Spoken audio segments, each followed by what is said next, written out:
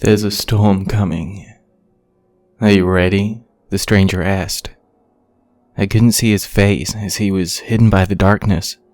I could make out his mouth to a point, his pure white teeth almost glowing through the pitch-black surroundings. A storm? I asked. Why do I need to be ready for that? It's not the storm, but what awaits within you should fear.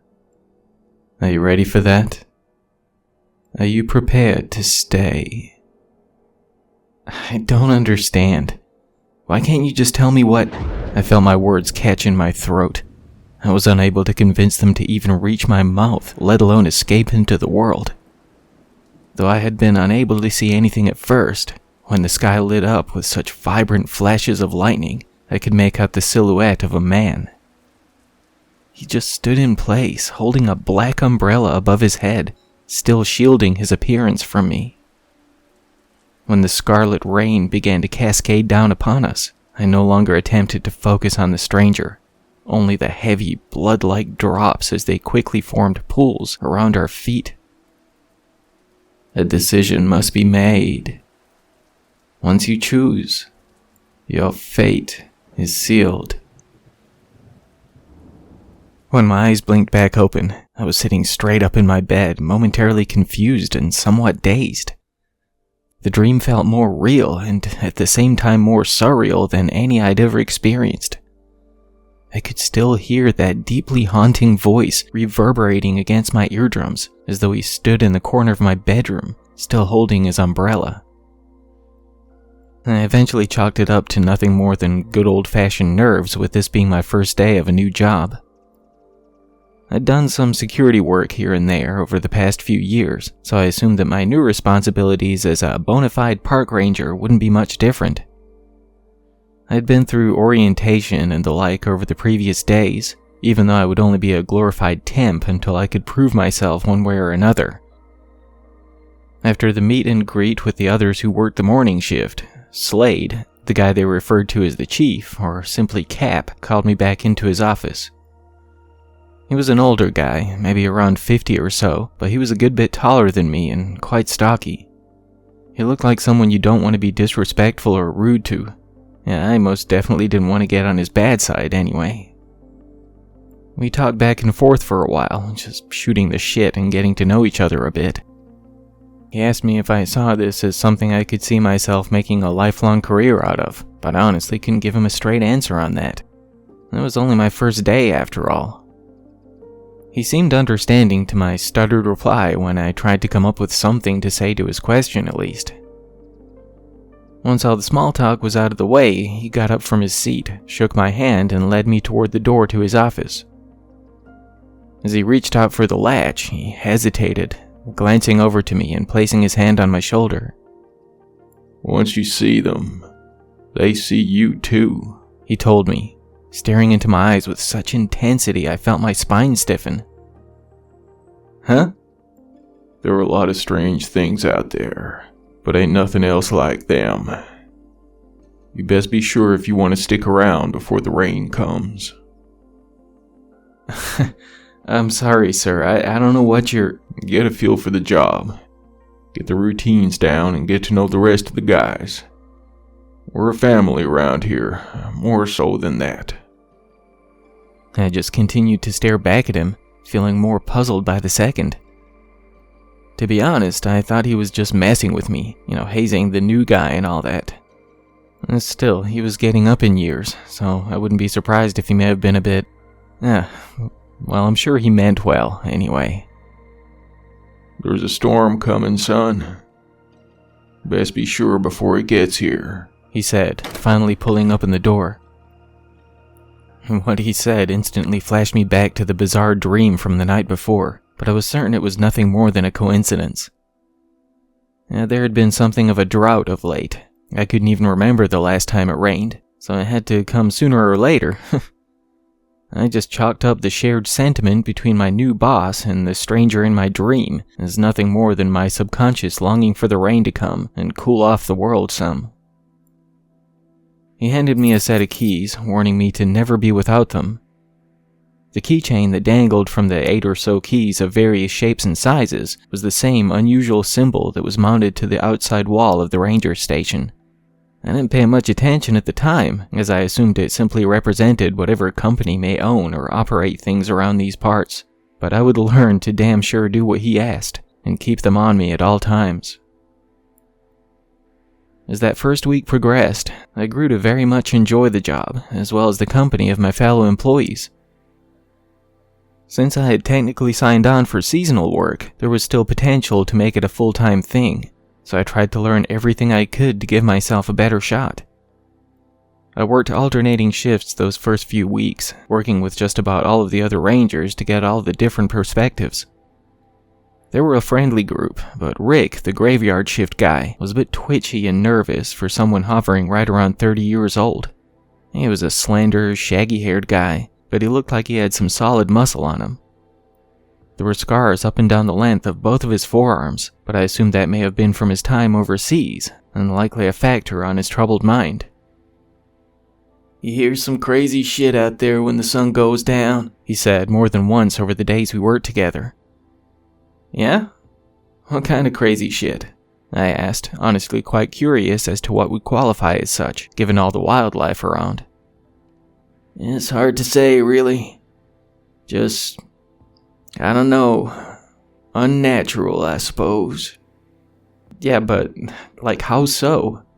Weird animal noises, squealing tires of cars and such? Maybe people messing around? Like, what?" "I guess a bit of everything in a way, you know?" "Nope. I don't know." "You'll understand more when you see them," he said, attempting to laugh with me. "It kinda opens your eyes some. Though best if you don't, see them." "Okay, who are they?" I asked, making air quotes with my fingers. Cap said something about them my first day. "I can't say what they are, on account of the fact that I don't really know. Can't even see them, all the time. Just when it rains. I guess, I know that they're out there, though. I can feel them looking back at me. Just..." He sort of drifted off while he spoke, just gazing out the window. Whether he was looking at them, out there in the dark, I didn't know. In all honesty, I didn't buy it at all, that something out there was only visible in the rain. But Rick did look troubled. Craig, one of the early shift boys, told me that Rick had some lingering PTSD from his time in Afghanistan, and he wasn't all there anymore. For the most part, he seemed like a good dude, but he had seen some shit. His eyes revealed that much. Were it not for Captain Slade having dropped the warning about the elusive them when I first started, I wouldn't pay Rick's word any mind, but it had most definitely piqued my curiosity. "Are they dangerous?" I asked, after the room fell silent for a while. "Yeah, not sure, honestly. But some of the other things are. All kind of things out there. It gets more clear when you see them, though." The more he spoke in almost frustrating riddles, the more uneasy I felt, not from the elusive them, but from Rick's seemingly troubled mind. Fortunately, the shift had almost reached its end by this point. I had grown more awkward and somewhat uncomfortable the longer we shared each other's company, so when the clock chimed to signify the morning crew should be arriving any minute, I almost jumped to my feet to ready my escape. Before I signed on for seasonal work, I hadn't realized what sort of schedule I may be working. I'd been to various campsites and parks before, and witnessed a few ranger stations closing up shop for the night around 7 or 8. Had I understood that this particular area required 24-hour supervision for some reason, I'm not entirely sure if I would have gone for it, but it would seem that I would be fluctuating my hours at least. Over the following weeks, I completed my training, grew far more familiar with most of the trails and more populated hiking spots, and had begun to feel like a solid part of the team. Being the new guy, I was still working a different shift each week, but I was okay with that. I would still have plenty of time off, plus guaranteed at least one full weekend off a month. Sure, the job didn't pay quite as much as I would like, but I would apparently get a healthy raise after becoming a full-time employee. Cap assured me that it was entirely in my own hands, whether or not I wanted to become a permanent member. I wasn't exactly sure what he meant by that.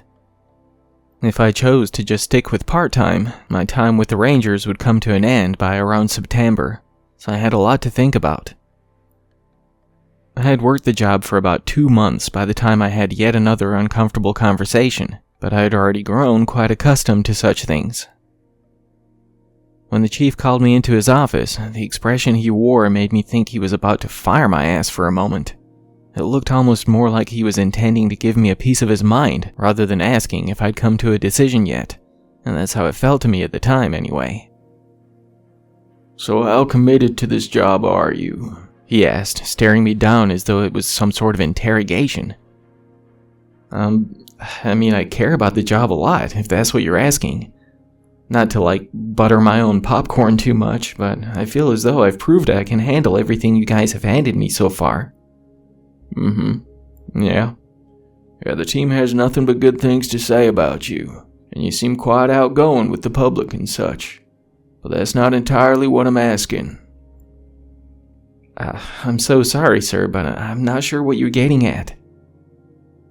You understand why we close off the trails and damn near seal off the whole mountain when there's storms brewing? Well, yeah, it's too dangerous out there when it's wet, right? Yes, that. But also... Them, right? I said with a laugh. I know supposedly you can only see them when... Ain't no supposedly about it, son. I know you got your doubts, and I don't blame you none. But if you do intend on making this a full-time thing, you're gonna learn. You need to be sure. I don't know what to tell you, sir. With all due respect, and please understand that I do have the utmost respect for you. But all this them stuff? I don't know, it sounds like some crazy superstition or something. He just looked up at me from his chair, drumming his fingers across the wood of his desk. Judging by the especially faded and worn section his fingertips bounced against at the time, it would appear that he'd been performing this ritual for some years now. You've certainly proven yourself, son. I can't deny that.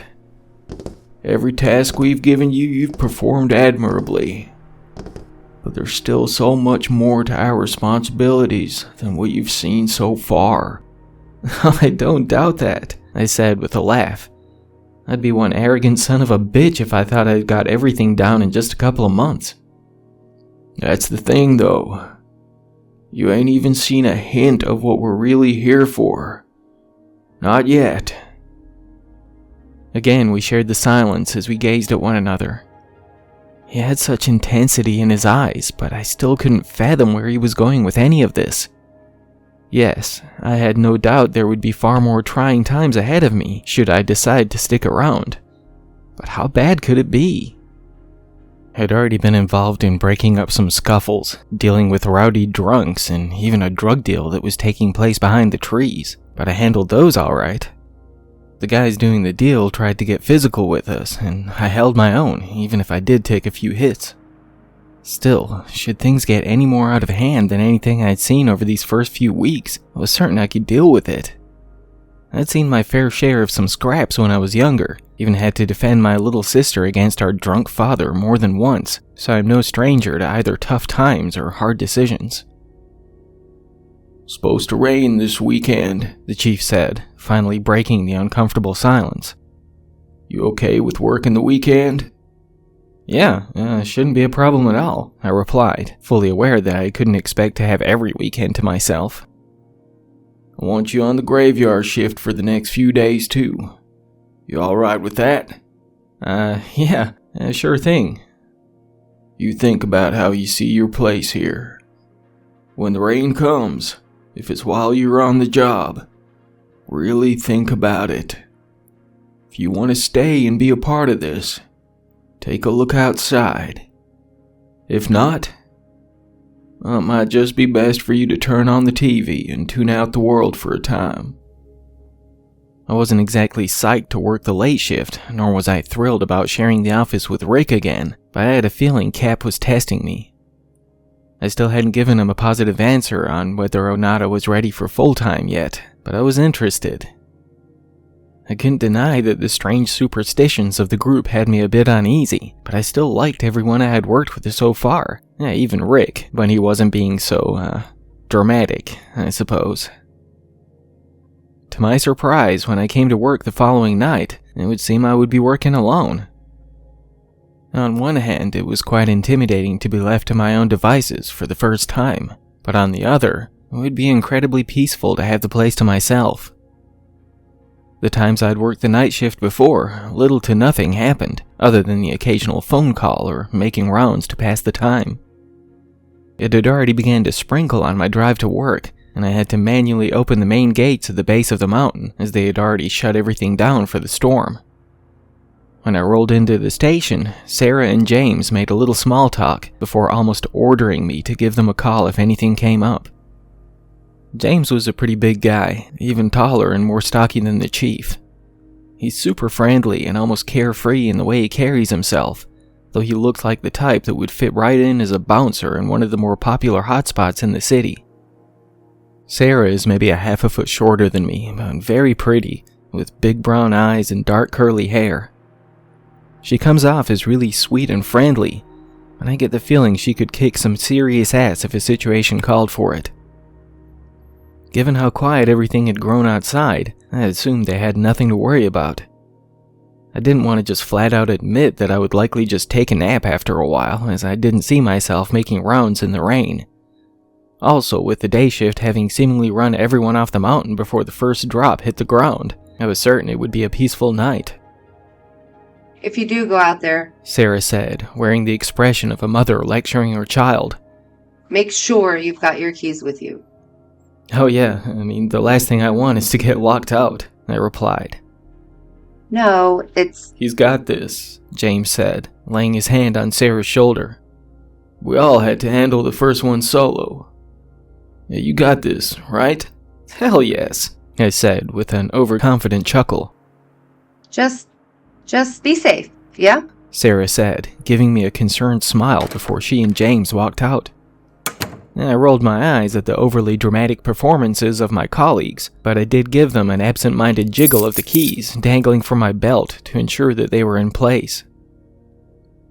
With the place all to myself, I kicked back, switched on the TV in the lounge, and decided to veg out on the couch for a while. Maybe an hour or so after the previous shift headed out, the bottom fell out. It sounded like a veritable monsoon was hammering against the walls of the cozy cabin we called a ranger station. Even with the brutal wind sounding as though it was thrusting the trees themselves against the exterior walls, it didn't concern me much, until the TV lost its signal. I don't mean to sound like I was just trying to ride the system and whittle the hours away watching TV, but I suppose that had been my plan up until that point. I gave a heavy sigh, staring at the static on the screen until I just turned the damn thing off. I got to my feet, unclipped the keys from my belt to fidget with them, spin them around my finger and the like, pulled out my phone and just aimlessly wandered around the cabin. While the storm continued to rage on, rattling the building so violently I almost jumped with every lightning strike, a new sound joined the soundtrack of my first night alone in the cabin. The scream sounded as though it was right outside, inspiring me to stash my phone and head to the gun cabinet. Whether it was from the scream itself, the fact I was alone, or just a bit of inherent fear at the time, my hand was shaking pretty aggressively while I unlocked the door to the gun safe. I grabbed a shotgun, a handful of shells, and a flashlight from the rack beside the safe, still trembling while I clicked it on. I exhaled a shaky breath as I softly walked to the window, planning to see if I could make out where the scream had come from before marching out into the storm. As I moved to pull open the blinds, the warnings of the chief leapt into the forefront of my mind, reminding me that this very act could be the deciding factor in my future with the Rangers. For a moment, I hesitated, still holding the string to the blinds between my fingers. I just stared around the room, almost searching for something to guide my decision one way or the other. But when the horrified shriek echoed for a second time, my mind was made up, be it for better or worse. For several minutes I just gazed through the glass, unable to make out much of anything. When the power went out, it had also snuffed out the street lamps, which left me just glaring into the darkness and the rain beating against the glass. It wasn't until the world outside was illuminated by a succession of lightning strikes when I finally got my first glimpse of what I assumed to be them. Now, that's not saying much. The first flash allowed me to see little more than the rain itself, looking like a veritable hurricane with how heavy and violently it beat across the ground in the cabin. The second strike revealed something my eyes couldn't quite register at first, but it was enough for me to focus on that spot for the next one. When the third lit up the world below, I felt my mouth droop and my eyes widen when I saw the shape almost silhouetted by the rain. The longer I gazed through the glass, the more clearly I could see them. It was only the one at first.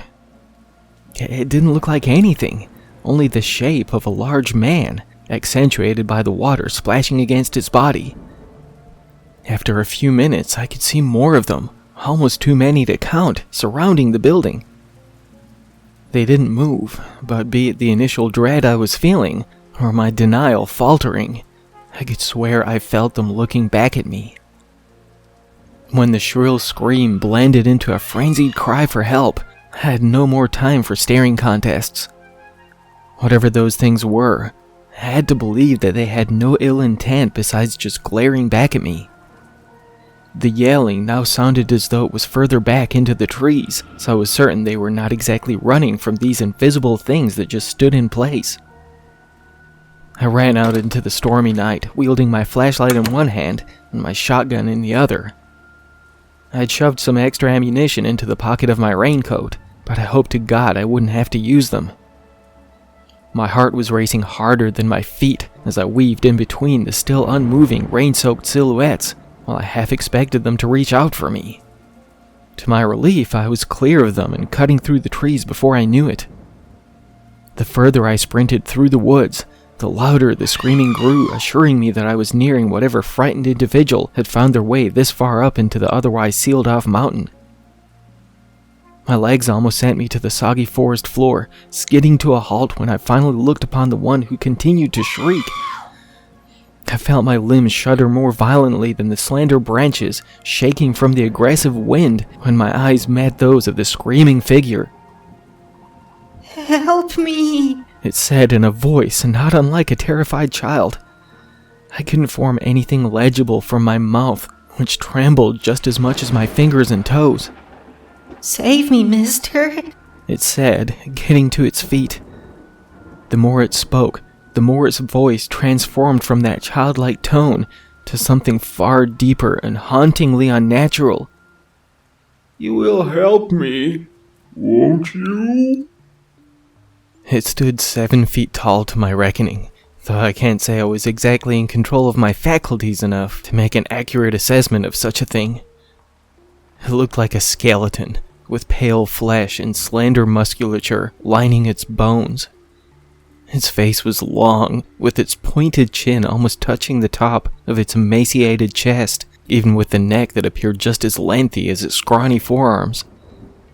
When my flashlight slipped from my fingers, I could only make out its features in between flashes of lightning, each one revealing that it had neared since the last. It looked as though its arms and legs had 2 joints for every one I had, making its staggering movements in the sporadic light even more unsettling to look upon. As it opened its mouth wider to reveal rows of thin and pointed teeth, it appeared as though its jaw did not hinge, but simply dropped open as though it had pistons behind its wafer-thin cheeks. The sunken chest heaved as it moved closer, accenting its ribs that seemed to double my own in number. Those insanely long legs darted right at me until I could finally make out the pure and almost shimmering white of its eyes. There were no irises to speak of, only tiny round black dots in the dead center of the otherwise milky pool of its gaze. "Do something!" a voice in the back of my head yelled out, but I couldn't convince my paralyzed limbs to move. It wasn't until the thing shrieked out again in that shrill squeal that almost caused my bladder to rupture from within that I finally forced my body to listen to me. It reached out toward me with those slender arms shifting in its inhuman angles while I moved my limb, training my loaded shotgun before me. I pulled the trigger, releasing the shotgun spray directly into the midsection of the horrendous creature. Since I had only managed to take possession of the hand that held my weapon, my inability to stabilize the damn thing before I fired kicked the gun right out of the fingers that barely gripped onto it. As soon as the shell discharged, I felt it jerk my wrist and elbow to the side, sending my only weapon to the ground. Though the skeletal creature shrieked more aggressively when the shrapnel tore into its gut, it was only momentarily stunned. My weakened knees dropped me just as hastily to the soggy forest floor as the low-flying shotgun had only moments before, while I watched the torn flesh and tissue repair itself before my eyes. My God, the voice in the back of my head whimpered. What can I do? The thing let out another squeal, but this one was not of anguish or pain. If I had to wager a guess, I would assume it was laughing. Its arms flailed wildly as it gyrated with its nauseating howl, which only sealed the reality of my fate in the recesses of my mind. I would not survive this. When it settled back down from its fit of maddening laughter, it just stared down at me. It had me whipped and it knew it. Hell, I knew it too, but I just couldn't fathom how to do a damn thing about it at this point. While I gazed up at it, attempting to accept the inevitability of my mom and sister being able to cash in my life insurance policy, another bright stab of lightning revealed something I hadn't noticed before. Its pale flesh was lined with scars, not remnants of tears and gashes or even shotgun spray to the gut, but symbols burned into it. Not just any symbol, but the one that adorned the outside wall of the ranger station, though these were about the size of a keychain. I reached for my belt, my heart racing with the prospect of a possible manner of escape, a desperate plea of preserving my worthless life that crumbled in an instant when I realized my keys now lay upon the shelf next to the gun cabinet back at the cabin. Oh, I whimpered, my heart sinking into the pit of my stomach. I exhaled one last trembling breath as the thing leaned over at its lengthy waist, reaching out for me with both of its hauntingly slender arms, steadily twisting as they neared. I could smell the sickeningly foul stench drifting up from the blackened tip of its fingers as they closed the gap between us, before I closed my eyes, bracing for whatever it had planned.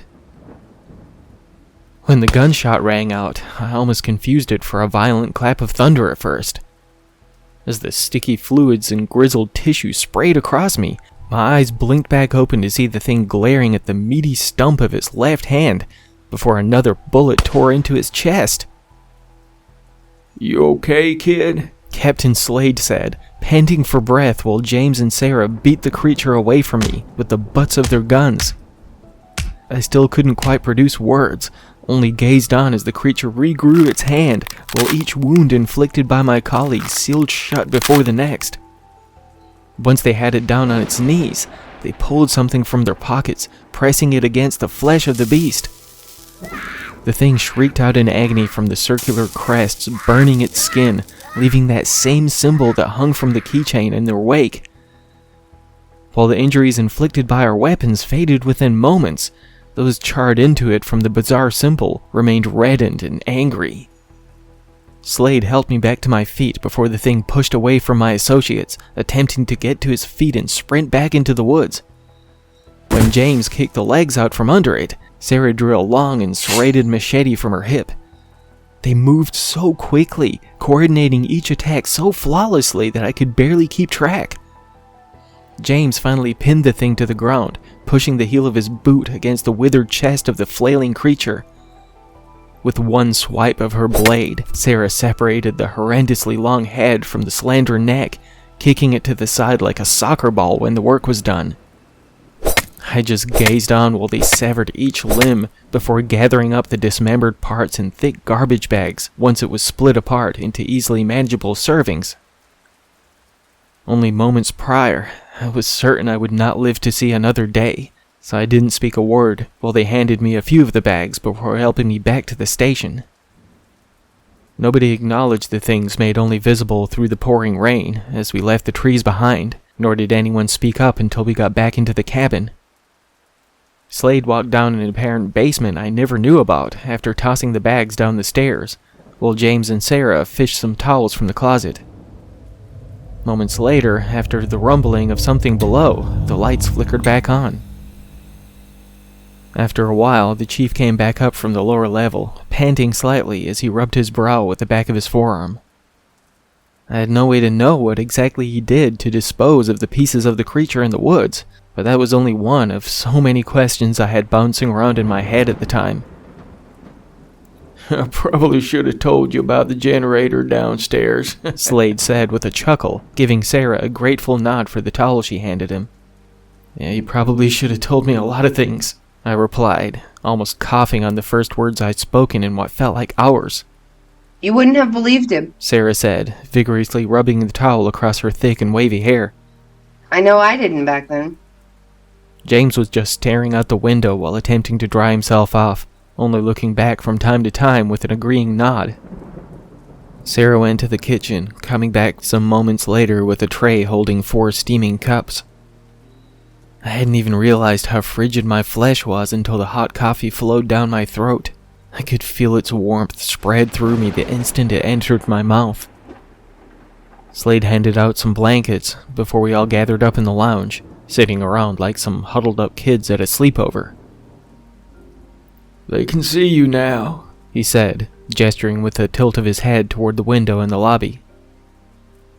The, shadowed guys? I asked, almost laughing at the absurdity of it all. The Watchers, we call them, on account of that's all they do. They don't mess with us and we don't mess with them. But when they're out, well, so are the others. He cut his eyes between each of us while he spoke, though I had no doubt the rest of the room's occupants had been through this speech before. Still, he didn't come off as our boss at the time. The way he talked felt more like a close relative or a dear friend telling a tale.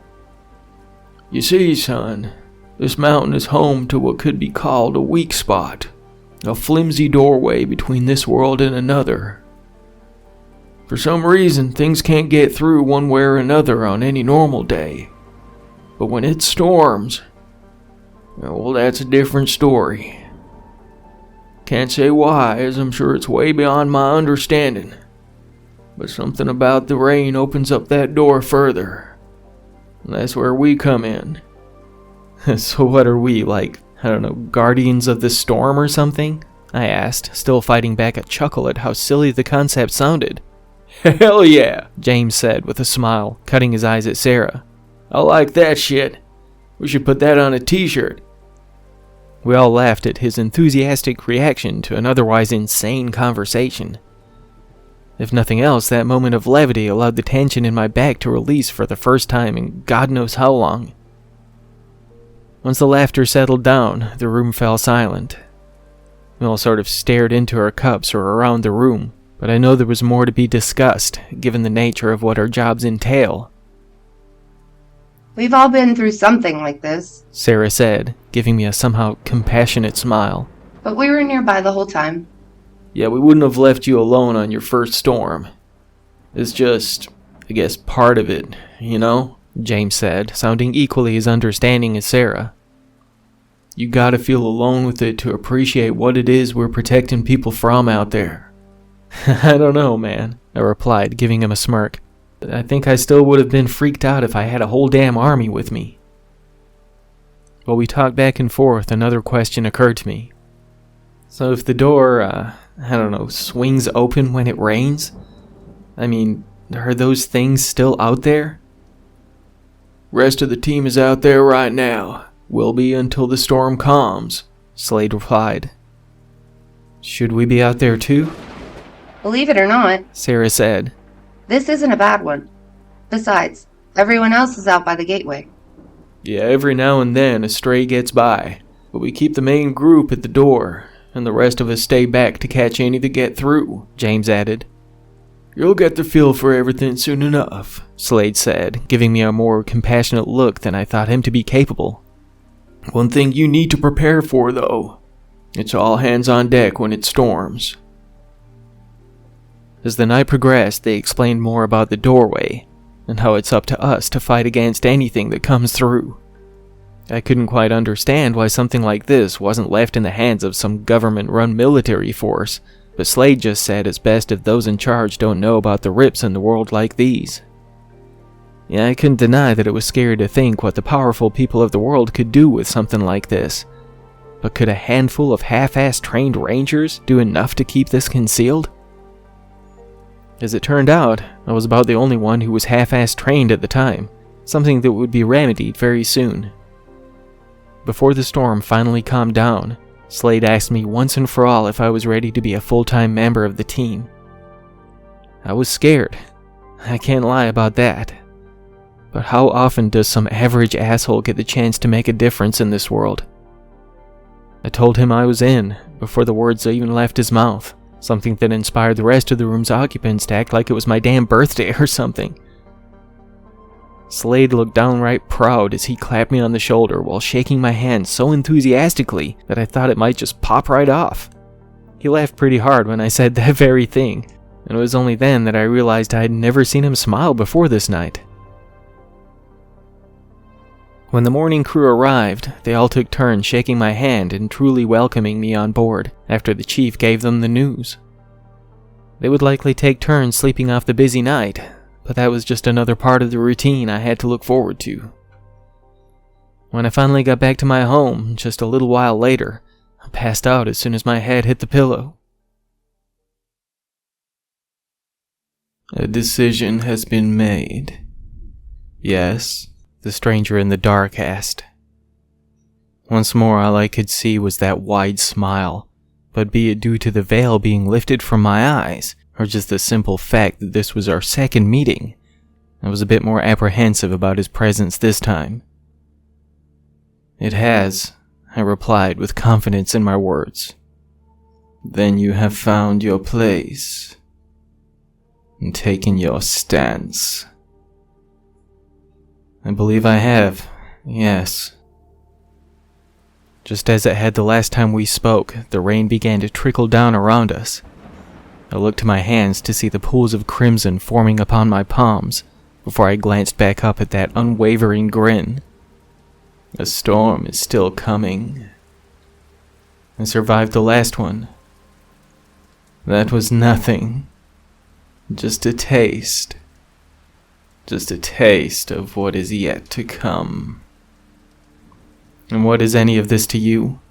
Who even are you? You will see. You will see soon enough.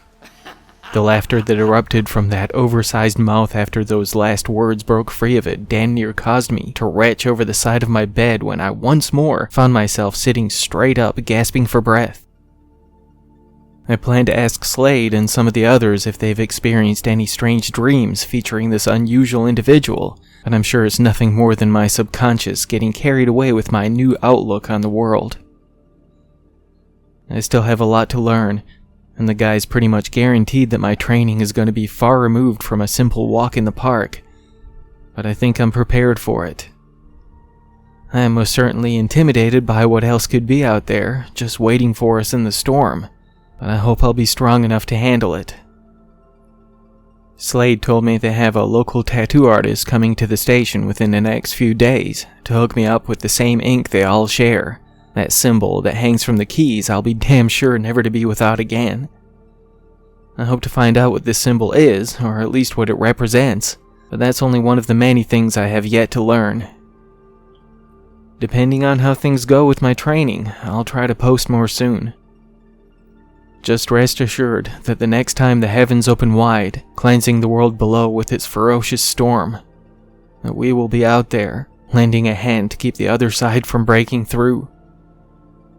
It may not be what I originally signed up for, but I think that, for the first time in my life, I have truly found where I belong. Be that for better or for worse. Yeah, that remains to be seen.